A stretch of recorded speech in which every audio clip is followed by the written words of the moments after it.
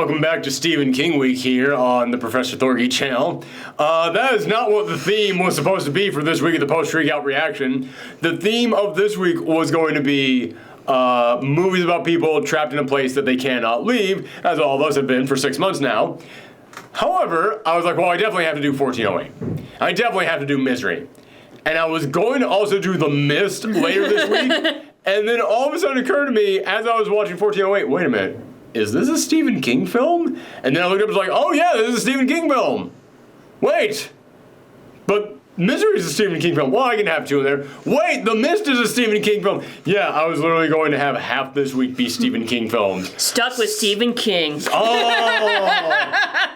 And you know what's weird? Someone also suggested that we should watch this week, I think it's called like Gerald's Game or something like that, which is about this woman who her and her husband are trying to like spice up their sex life, so he ties her to a bed, and then he like slips and falls and breaks his neck and dies, and they're at like a retreat way miles away from anyone, so she is now trapped, tied up in this bed with her dead husband on the floor, and she can't leave. And I'm like, that actually sounds pretty intriguing. But now it's slowly occurring to me, god damn, that would have been a fourth one. So yeah, we're not doing Gerald's Game and we're not doing The Mist. I had to call it Misery, because I really wanted to watch this one. You didn't watch it, but I did. And like, plus I think this is like a lesser known of the Stephen King movies. I mean, I think everyone knows about Mist, so I think... Wait, you think Misery is a lesser known Stephen King film? I mean, I don't know. Like, it's one of his most famous. Kathy Bates won awards for this thing. Shoot. Yeah, this is like a huge, wow, okay. I feel stupid. It's like, I feel like Mist was like more well known, but... It's newer. It's newer, that's what I mean. I mean, it's like, it's... No, Misery is famous. Oh, wow. This is a huge famous Well, as film. you know, I don't really... You did not grow up with horror films. No, I did not, so I did not know so, yeah. that Misery was so... Listen, the post-Shriek Out reaction every single year, it's not just so I have an opportunity to talk about horror films, it's also the education of Michelle. Michelle did not grow up with horror films. This is really your exposure to the world of horror films every single year we do this. So you get to come at this stuff from a very fresh perspective. But no, yeah, just to fill you in, Misery is famous. It's one of his most famous films. It's like right up there with The Shining. It's like, I know about The Shining, but like, I heard... Oh my god, another film about people trapped in a place that they can't leave by Stephen King. Holy crap, that would have been 5 out of the 7 days. If anybody in the comments can think of 2 more Stephen King films about people trapped in a place that they cannot leave, let us know. Oh my god, this would have been an amazing theme if I had thought of this. But like, I know about The Shining because like, it's been parodied so many times. I can't think of a single Misery parody. You probably have seen some, you just didn't realize they were Misery parodies. Maybe. The Shining, you know, is The Shining. Yeah.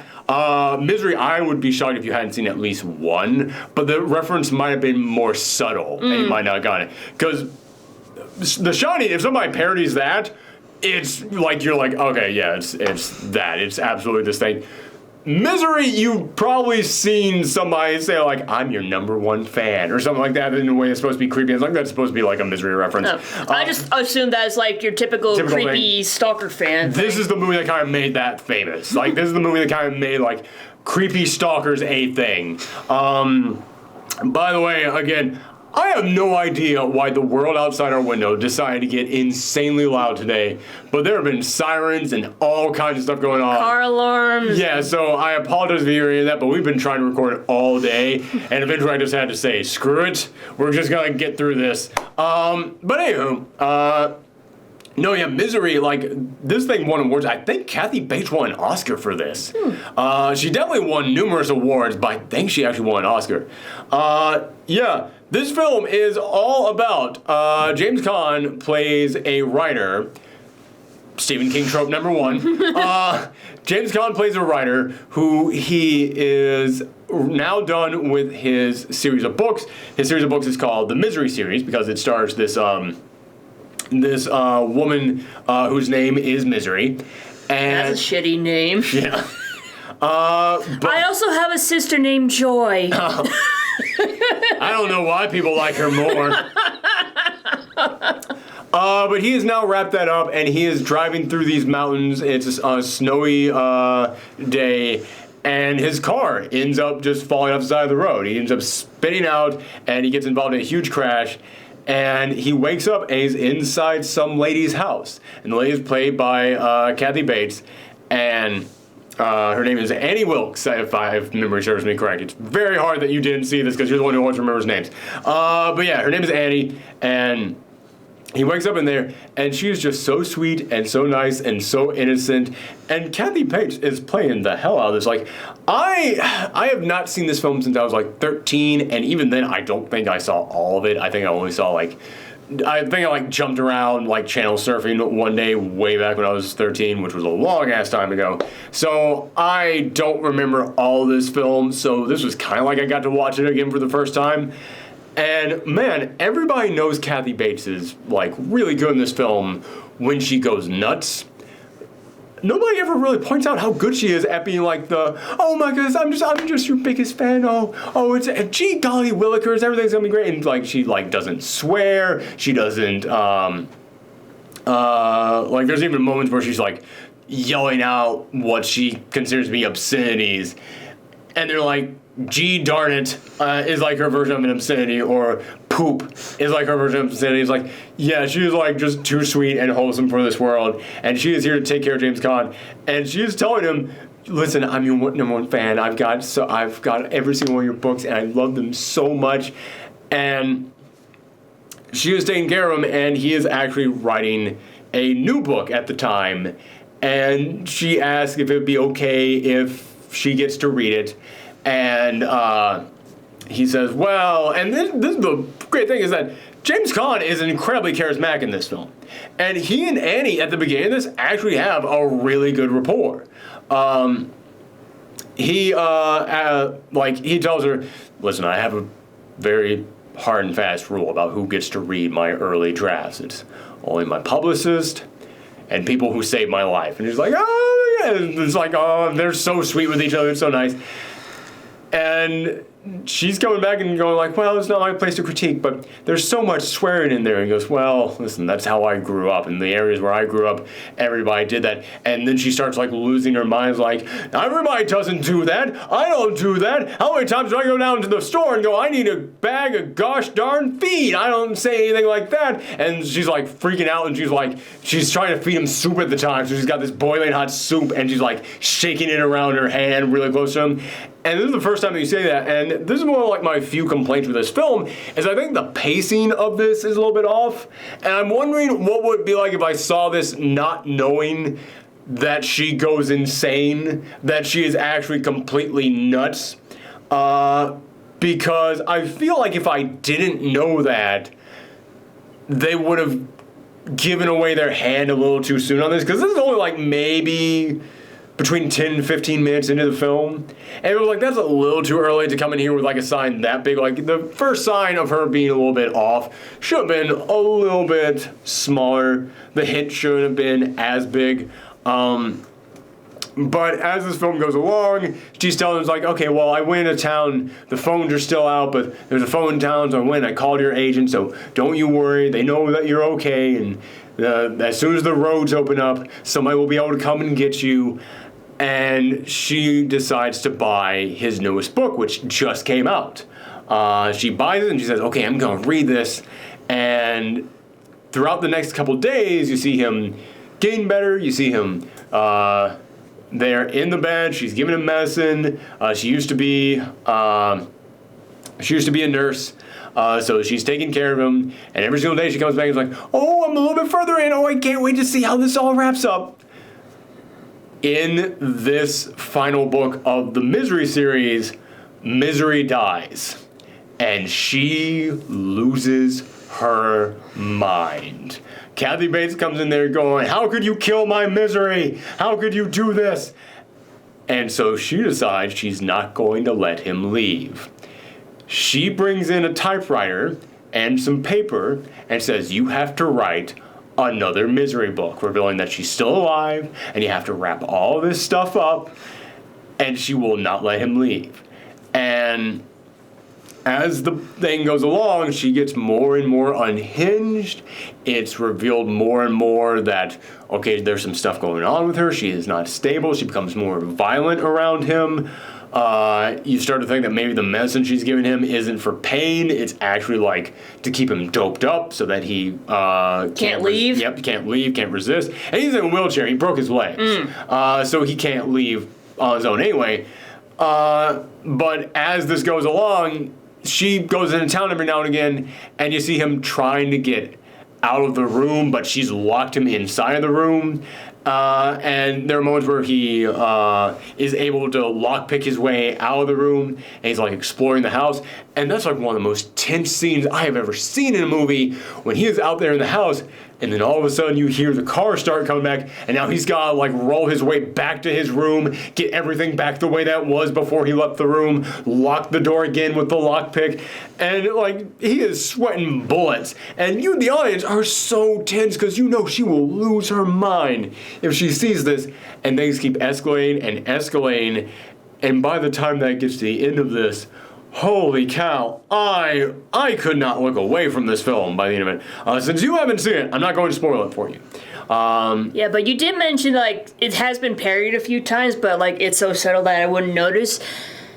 Do you remember the episode of The Critic where he gets tied up by his Yes. friend? Is that? Yes. Okay. That is 100%. Okay. That is 100% a parody of Misery. Okay, then. I think they even name drop Misery in that episode. In fact, it even ends the exact same way. Well, not entirely, but yeah, like at the end of this, it is similar to how Misery ends. Okay, but yeah, you have seen it. Like I said, it's been parodied.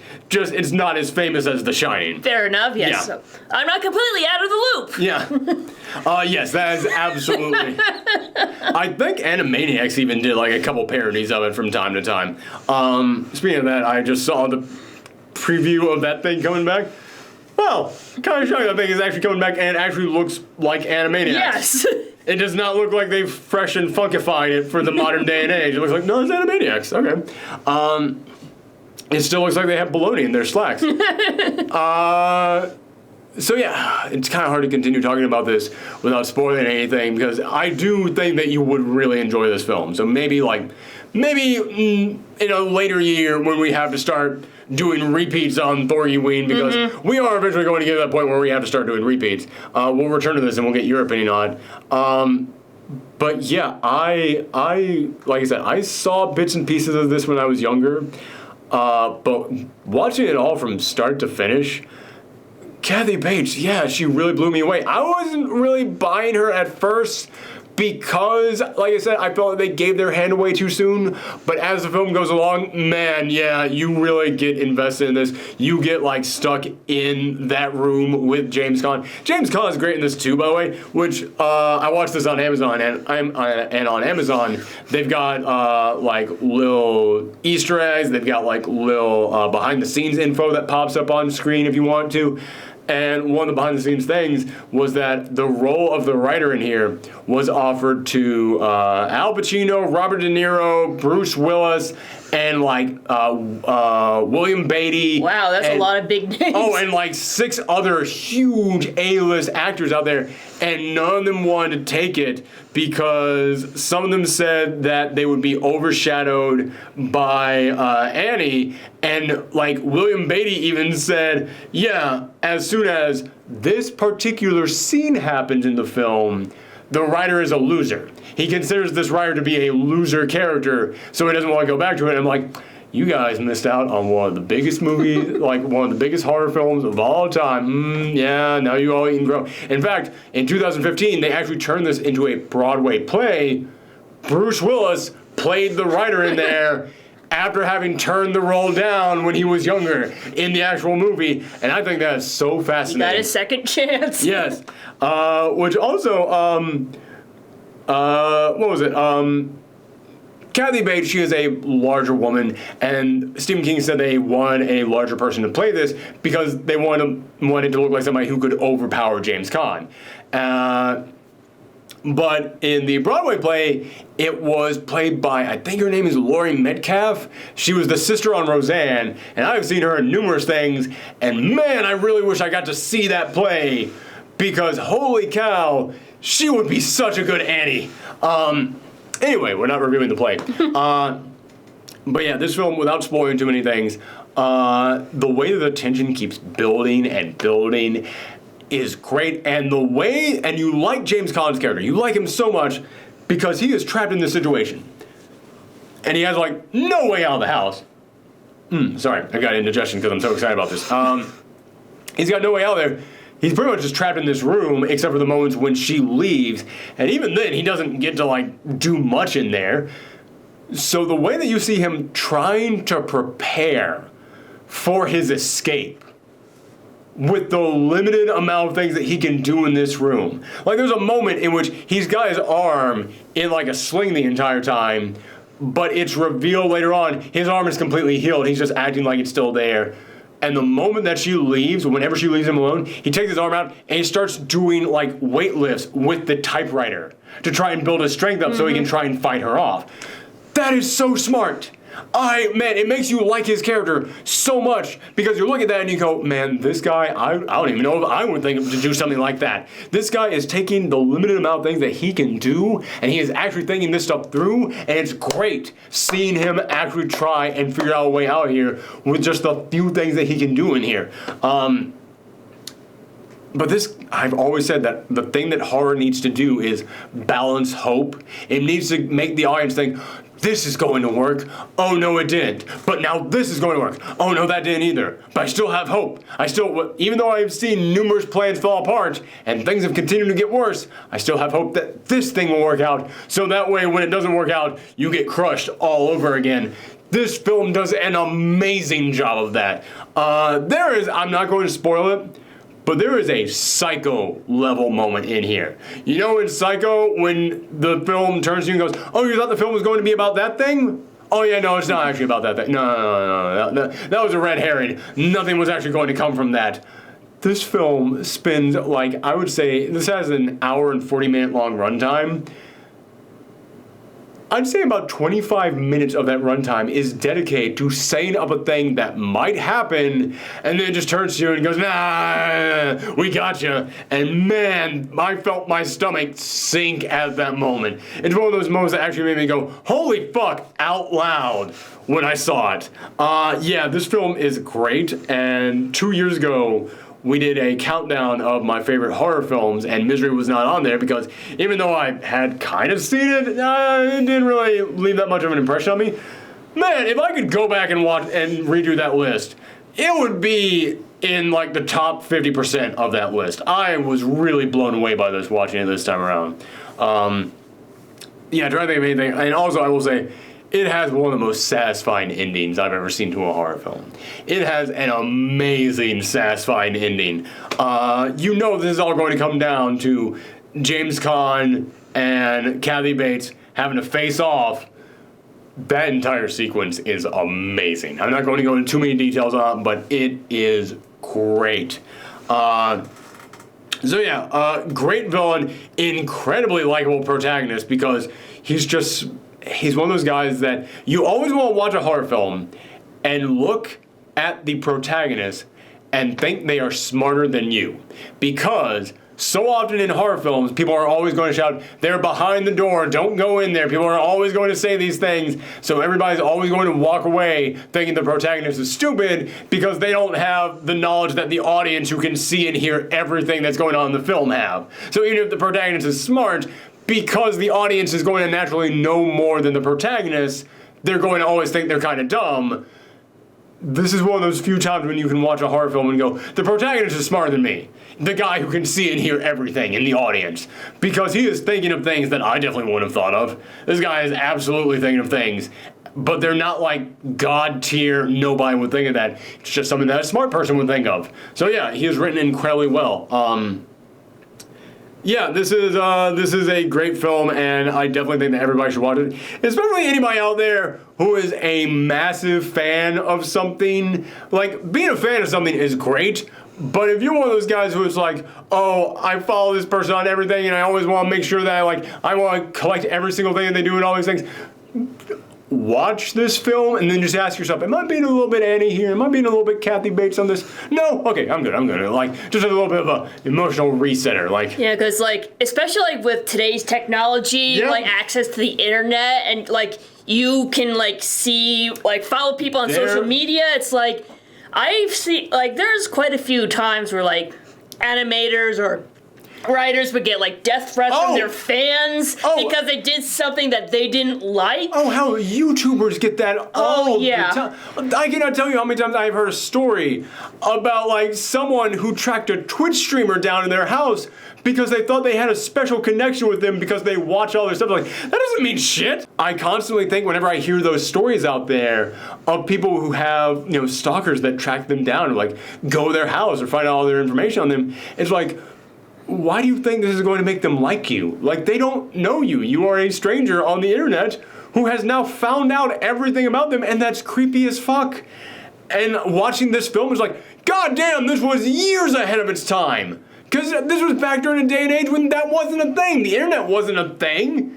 So this is crazy. Like, how much this predicted, like, the stalker level mentality that the internet has allowed people to have. Again, I appreciate all the fans of this channel. I absolutely do. I thank you guys, and I am so glad that you guys enjoy our content. But, I mean, anytime that, like, there was some guy recently who had like, another YouTuber whose entire channel was based around shit-talking this other YouTuber.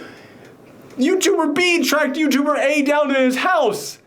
And it's like, what the fuck are you doing? Well, get a life! Oh my god! And like, I keep looking at, and as I was watching this movie, I was like, okay, this movie is so good. It shouldn't be remade because it is so good.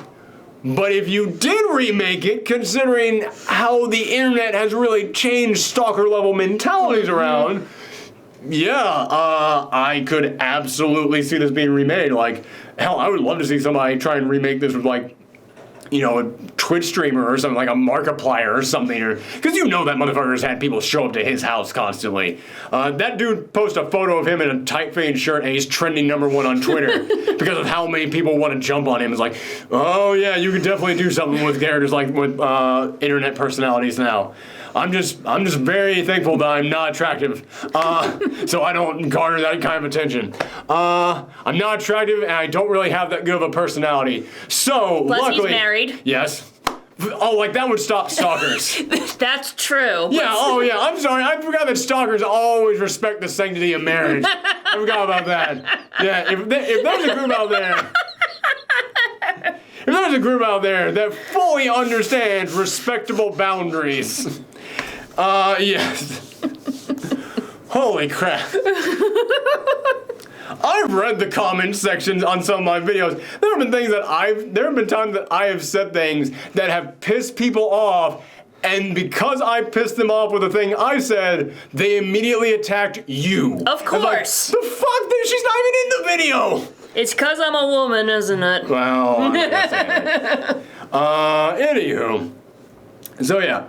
But, yeah, people are going to say, you really got off on a tangent there. That's what the movie is about. And, yeah, that's what this film is about. And it makes you think about how all this stuff has really taken on a completely new life in the modern day and age. So I just want to bring this up at the end and just say, I would be opposed to you making a sequel or a remake to this film because it is so good and it does not need that. But the stalker level mentality is so different these days because of the internet and because of like content creators and stuff like that. That, yeah, you could, like, if they did announce a remake of it and they were going to adapt it to be in the modern day same with the internet and all this stuff going on, I'd accept it. I'd be like, all right, let's see what you can do with this. So yeah, I just had to bring that up there at the end because I think that I would be intrigued to see what they could do with a remake. It doesn't need to be done because this film is kind of perfect. But yeah, it doesn't need to be done. I would give this, like, we're not doing ratings this month, but I'd give this like a 9 out of 10. I'd absolutely give this a 9 out of 10. If the pacing was a little bit better at the beginning, this would almost be a 10 out of 10 for me. But yeah, thank you guys very much for tuning in. This was day 4 of the Trapped in a Location and You Cannot Leave theme, and day 2 of the Stephen King Trapped in a Location and You Cannot Leave theme. So make sure that you come back tomorrow for another film about being trapped in a location that you cannot leave. Won't be Stephen King this time, though. Combo breaker. Combo breaker. Then we do actually review The Mist. Counter combo. Man, I've been playing too much Killer Instinct. Anyway, who thought that would get referenced in this review? Bye, everybody, and happy Halloween.